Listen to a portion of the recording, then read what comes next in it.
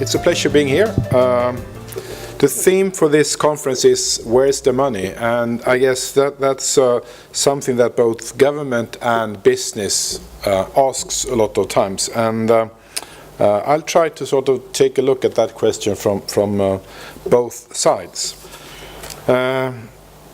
When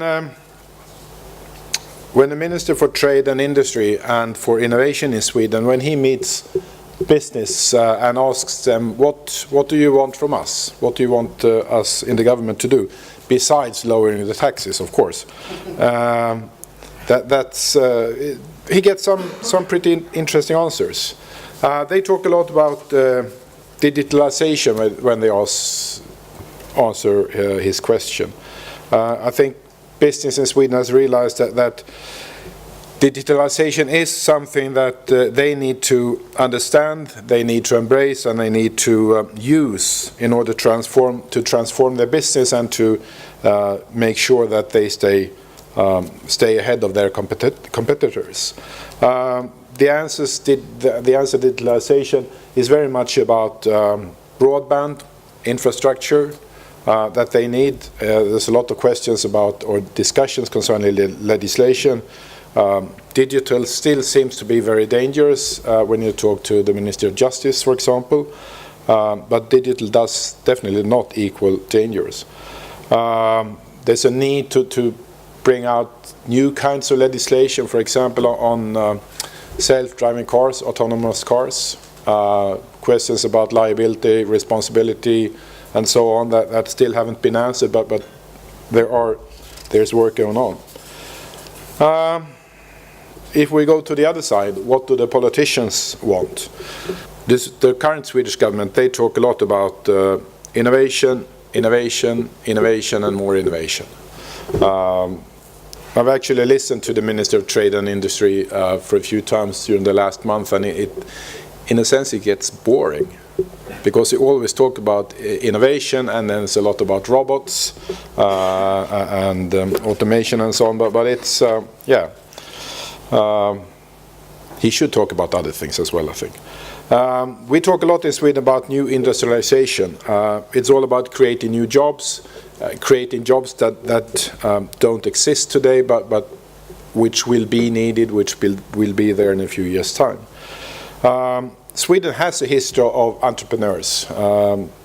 IKEA, H&M are stores you find all over the world. Everyone knows that IKEA is Swedish, but maybe you don't know that H&M is a Swedish company.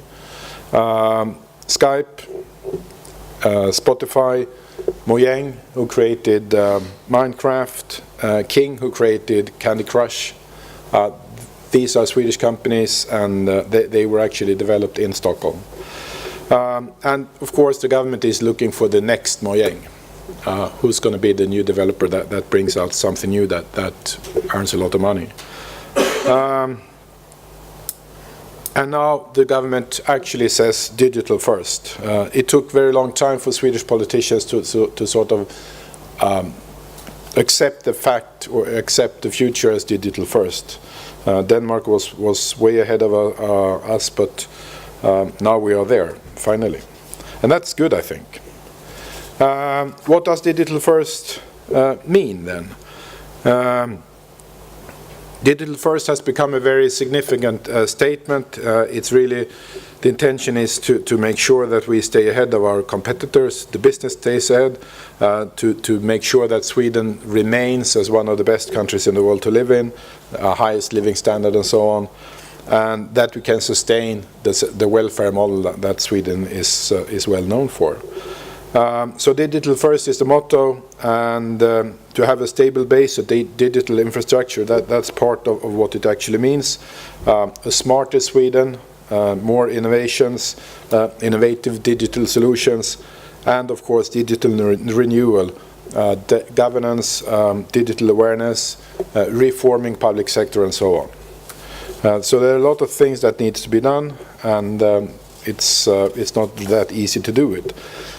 And it's very much a question about innovation and information. A lot of the innovation will be about using information.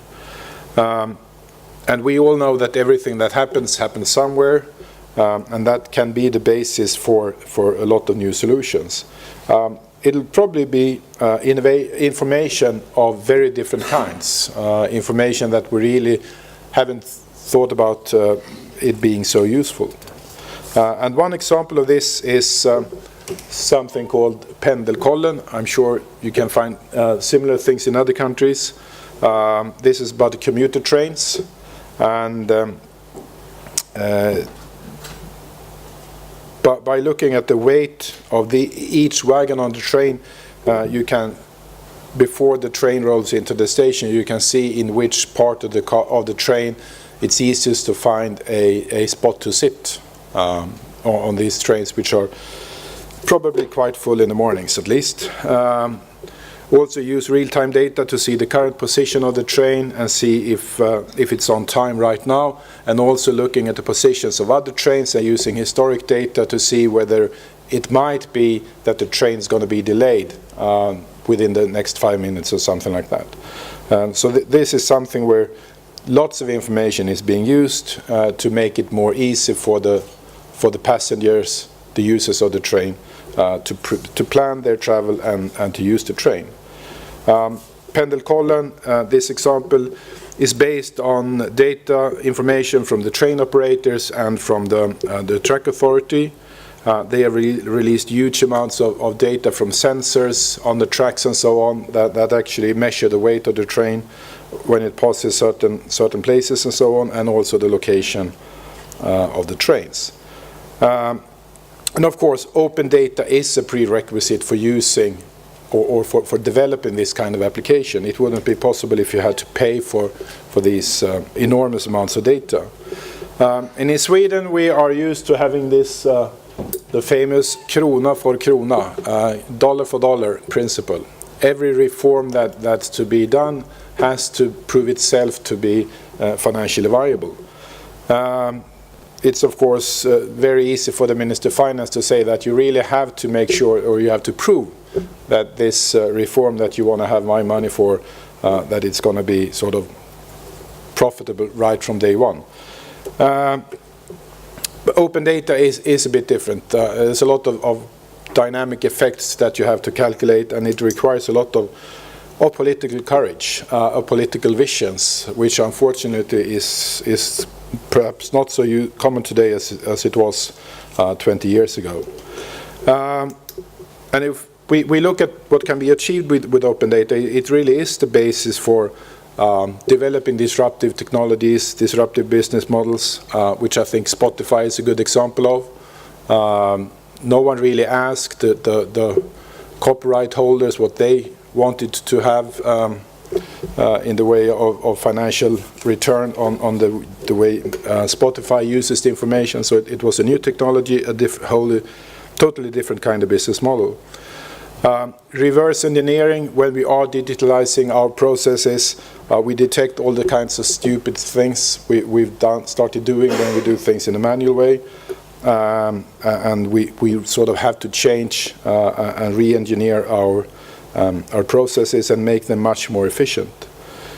And this all, of course, leads to a simplified public administration where we serve the public better, we do things quicker, more coordinated and integrated, and in general makes life easier for the citizens. We also make sure that public administration have better access to data inside the walls of the public administration, and make sure that the public don't have to, or the companies don't have to deliver the same kind of information so many times.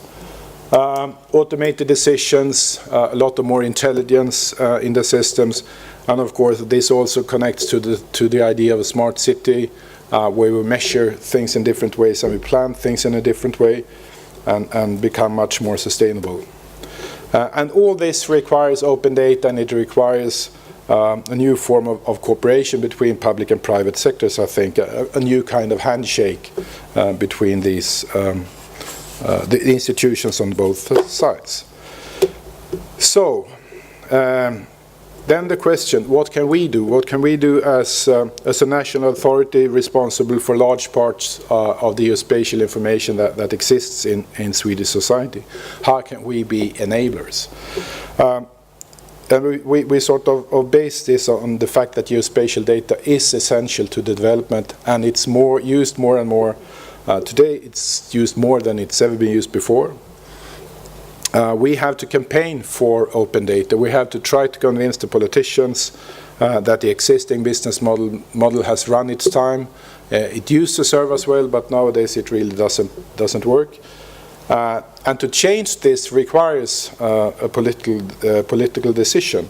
It's not like that we can sort of just say that now we stop charging for the information, because the money that we get, that's the money that we pay for the updating of the information and for maintaining it. We also have to work together with other parts of public administration. The time when different authorities, different agencies were like separate silos has definitely passed, and we have to join up our services and develop things together, and that of course also means that we should do things in a cheaper way. We can and we will play an active role in this. We will not sort of carry out political campaigns, but we can use the platforms that we have to tell politicians, to inform them why open data is so important, and why they should actually step ahead and make the necessary political decisions to meet the demands of both business and society in general. Thank you very much for your attention.